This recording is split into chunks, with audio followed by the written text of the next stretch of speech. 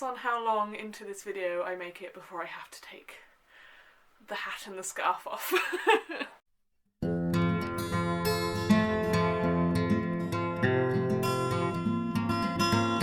Hi everybody, it's Jade, and today I thought I would give you my recommendations for nice cozy books to read over the winter period, winter break, holiday break, whatever you want to call it. I picked 10 books that to me just make me feel like nice and warm and fuzzy. They're not necessarily set during the winter, some of them I think are set during the summer. I think there, should be something for everyone in here, so we've got a mixture of middle grade, young adult, some graphic novels, something for everyone.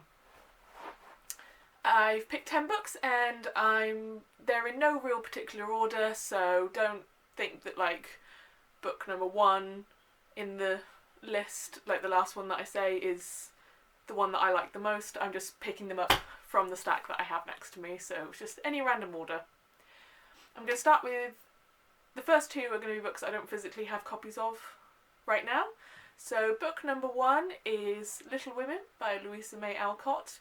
This is the only classic on this list, but I think it's a very good way to get into classics. My hat is slipping. I think it's a very good way to get into classics because it was written as a children's book, so the language isn't as heavy as some other classics may be, so it's a very good starting point, I think. And the plot of Little Women, it follows the lives of 4 sisters, Meg, Jo, Beth and Amy, as they are growing up during the Civil War in America, I believe it is. I'm not that au fait with American history, but I believe it is the American Civil War. And it's sort of split between them as young girls. I mean, I say young girls, Amy, who is the youngest, is like 12 at the beginning of the books. So, young, yeah. So still children, but not like young children. Mixed between, so that's split between that and then them as like 20-year-olds. And it's just, whilst there are some very sad parts in it and you will probably cry at certain moments, it's just a lovely story of sisterhood and like the bonds of family, and it's very nice. Okay, you can no longer see my fringe because it keeps slipping off, so I had to pull my hat down really far. The next, I do normally have a physical copy, but I literally lent it to my friend yesterday because she was going through a very stressful time, and I think it's a very good book for just taking a breather, and that is A Psalm for the Wild Built by Becky Chambers. I've talked about this book before, I've talked about Becky Chambers before, she is like my favourite sci-fi author, and all of her books are a warm bath, but A Psalm for the Wild Built is very specifically a warm bath or a warm cup of tea. And it follows the story of a young tea monk named Dex, who goes off into the wild because they've decided that what they do is not satisfying enough, and they want to figure out what their purpose is, what they should be doing with their life, because they feel like whilst their work as a tea monk is rewarding, it's not fulfilling them 100%. And whilst they're in the wild, they meet this robot called Mosscap. And in this sci-fi future, robots became sentient like 100 or so years ago and disappeared off into the woods to go and find themselves. And Mosscap has been sent by the robots as an envoy to see sort of how the humans are doing, if there's anything they need. And it's the story of Mosscap and Dex's sort of like slowly building friendship as they do this journey together. And it's basically, that plot that I summarised there is almost background noise, as most Becky Chambers books are, to the character development of Dex and Mosscap, and it is actually just a book on the human condition and the fact that we are born into this world not with a purpose, but we exist to help each other and live happy, fulfilling lives, and that doesn't have to be through one path. It can be through many things and through your relationships with people. And lovely book, very short, you can read it in an afternoon, and it will just make your heart like grow 3 sizes to make myself even warmer with a cup of tea. that is currently way too hot to drink. Now to the physical books I actually have next to me. First is a young adult book, and it is The Rest of Us Just Live Here by Patrick Ness. This lovely, nice, warm copy with really bright yellow pages. I read years and years ago, but it's basically asks the question of what if you're not the protagonist in a young adult novel? What if you're just one of these background characters that is trying to get through your final year of high school without the gym being blown up before prom, because things always seem to happen to the chosen ones and you're just left with the fallout. So it's such a nice fresh take on the dystopian chosen one sort of narrative that we saw a lot of when this was published. And the characters in this are so real and well-rounded, and it follows the story of Mikey, who is just trying to graduate, trying to get to prom at the end of the year, try and maybe tell the girl he likes that he likes her, also whilst dealing with his own mental health issues and stuff. Like, there's a really good representation of OCD and anxiety in this book, and it's just a nice easy read with a bit of action thrown in, but the action is in the background because you're not the chosen one in this book. Mikey is not the protagonist of a young adult dystopian action novel. He's the protagonist of his own life whilst more important things are going on around him. And it's just very well written. Just saw the next one on this pile, number 4, and is anyone surprised that this has ended up on this list? Because it ends up on every list where I end up recommending books to people. And that is The Starless Sea by Erin Morgenstern. And that's another reason why this is in no particular order, because this would always be number 1. This is a slightly bigger book, but a beautiful book all about stories. It's stories within stories, with the main through line being the character of Zachary going through a magical door and finding this magical library that exists on a slightly different plane within the Starless Sea, and it's about the importance of stories to our lives and how they connect, and how your life is just a story as well. And there is a lovely queer romance that happens in this, and the characters are brilliant, and the writing is just gorgeous. I said before in my reading 1-star reviews, this is probably a style over substance book, but in the best way possible. It is like just reading just beautiful words for 500 pages, and it's so lovely. And I remember when I first read this, I kept having to stop and just look at whoever was next to me and just be like, this is so good. It's like I had to stop and put it down for a bit just because I was enjoying it too much, almost. Does anyone else do that? If you're enjoying something, you have to stop? I do that with TV series all the time, and it both annoys me and I just don't know why I do it. Next is possibly something I'm going to have to maybe explain a bit more, because the name and the concept of nice warm winter reads seems to be a bit of an oxymoron, but the 5th book on this list is They Both Die at the End by Adam Silvera. And so don't go into this expecting a happy ending because they both die at the end. But this is the story of Matteo and Rufus, who get in this world, the 24 hours before you're going to die, you get a message from Deathcast, I think it's called? Yeah, Deathcast, telling you that you're going to die in 24 hours. And it then lets people live their final 24 hours to the fullest. Some people spend it with their friends and families just saying goodbye. Some people go and do amazing, dangerous things, but the things that they've always wanted to try, but they're afraid that, it could kill them, but, you're gonna die, so why not? And Matteo and Rufus, who have never met each other before this 24 hours starts, Matteo and Rufus meet each other on an app called Last Friend, where you can meet up with someone it's also their last day, or there are people that go on there just to help people that are having their last day. And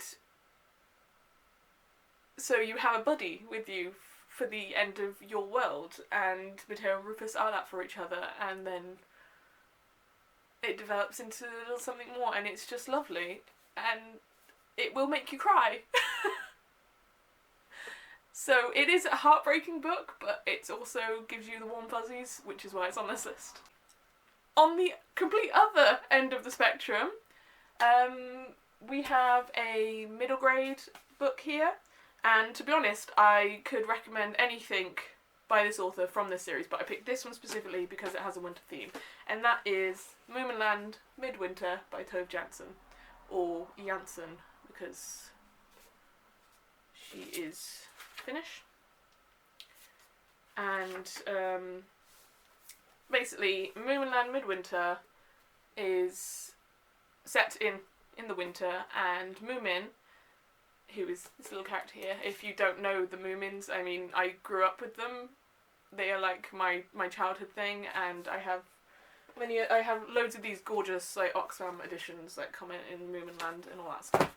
But basically, Moomins hibernate, and one winter, Moomin wakes up from his hibernation and can't get back to sleep. So can't get back into hibernation sleep. He can go back to sleep over night time. So instead of just being bored in his little house whilst his family are asleep, he decides to go and explore the winter, because he's never seen it before, because Moomins sleep till spring. And it's about the friends that he makes and the fun he has in this little wintry land that Moomin Valley has become. And it's got all of Tove's like lovely little illustrations in it and stuff like that. And so whilst it doesn't have some of the characters that I've come to like know and love, like it doesn't have Snufkin because he always leaves over the winter, and all of the other Moomins are asleep, so Moomin Mama and Moomin Papa are asleep and not there. And but you meet some new characters, and that's quite nice, and it's just Moomin learning about winter and about snow and cold and all the people that are around at winter that he would never meet otherwise. So it's just a nice, very easy to read book. Next we have another middle grade. This one is not winter themed. In fact, I think this takes place during the summer. And that is The House in the Cerulean Sea by T.J. Klune. This one, I think I was like grinning the entire time I read this, and it just made me so happy. If you want a found family, I'm going to adopt every child I find and you can't stop me kind of book, read this.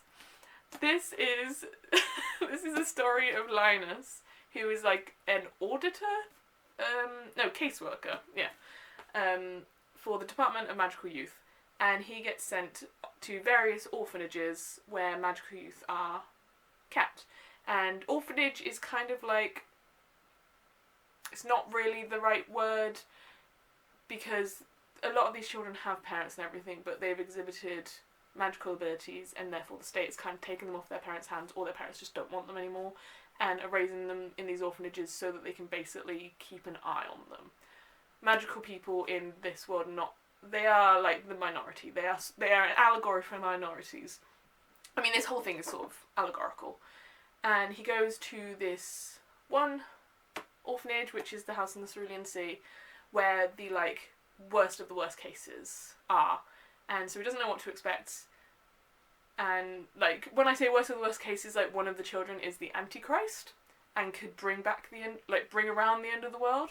But when he gets there, what he finds is a bunch of misfit children who just want to be loved, including the Antichrist, which is just a little 10-year-old who has these enormous powers, but also like wants to paint and show you his record collection, and just wants to know that he's safe and loved. And the caretaker of this place, Arthur, is like fiercely protective of his children. They are his children, and he's going to look after them, and no one's going to close him down. And it's hard to like talk about this without just gushing and ruining the whole thing. But if you want found family, if you want the warm fuzzies, if you want a queer romance that isn't about two teenagers or people in their 20s, but people in their like mid-40s falling in love for the first time, this is the book that you want. Had to do a bit of mental maths then. Book number 7 is A People's History of Heaven by Mathangi Subramanian. I butcher so many names on this channel and I'm so sorry. But this was a book club read. This was like our second or third, and it's probably one of my favourite book club reads. A Psalm for the Wild Built was also a book club read, and so is the last book on this list. But this one is a story of sisterhood and the importance of female friendships, especially when you're young. And it follows 5 young girls in a slum in Bangladesh called Heaven. And it's... the main through line is that the slum is going to be bulldozed, and whilst they are standing in front of the bulldozers, hand in hand, like, you're not taking our home from us, it also shows you their lives beforehand, how they met each other, some of their individual stories, the troubles and the hardships that they've had to go through, but the fact that they are such strong friends means that it's almost background noise. So, like, I went into this thinking, oh god, this is going to be like a really hard read. Not at all. Like, yes, they have really hard lives. Yes, it's like they live in shanties and their school is not great and, like, they're hungry a lot of the time. But their love for each other and the love their families have for them and the communal raising that happens in this slum, it just makes it heaven to them. And they don't want their little slice of heaven to be gone, even if it means that they get moved to either a nicer area or just another slum that possibly to a passerby would look exactly the same as this one, but this is theirs. And yeah, I cannot recommend this one enough. It's lovely. Okay, the last 2 books on this list are graphic novels. And they're both lovely, but in slightly different ways. The first one is Bloom by Kevin Panetta and Savannah Ganuccio. This one is gorgeous, and the entire thing is in like tones of blue, and it is just so beautiful. Bloom is the story of Ari, who's this little boy here. Little boy, he's like 20. So that came out wrong.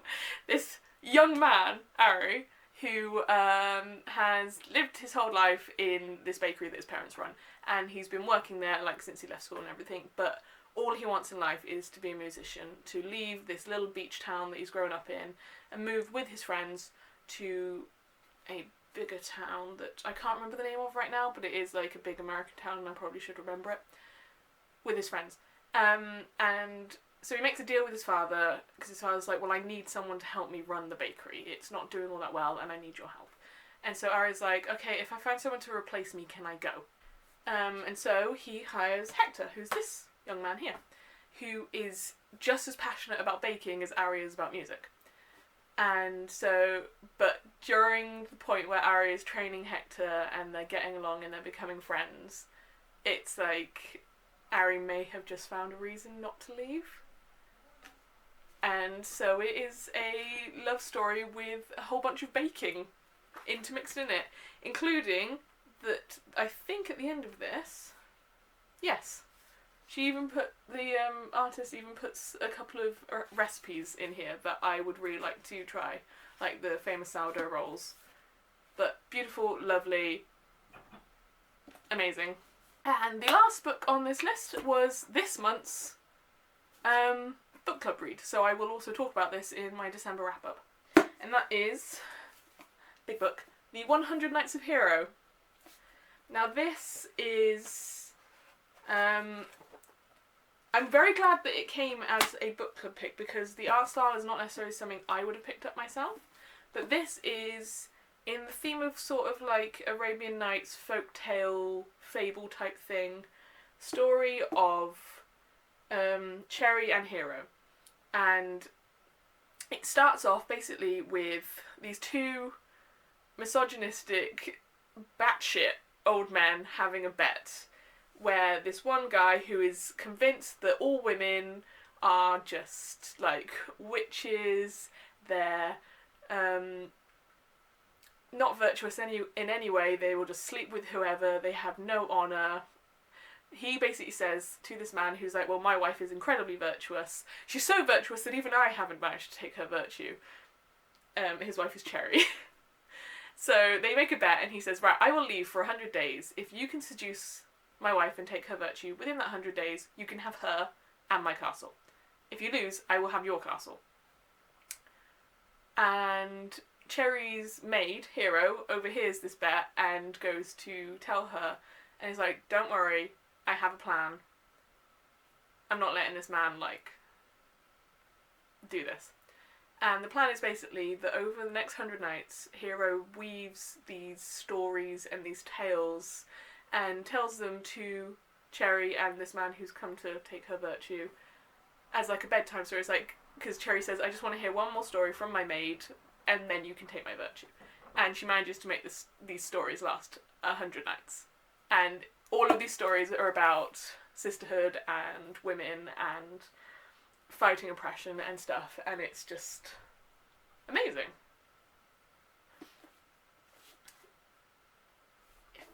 So that is my list of 10 nice warm books to read over the winter period. Most of them have happy endings.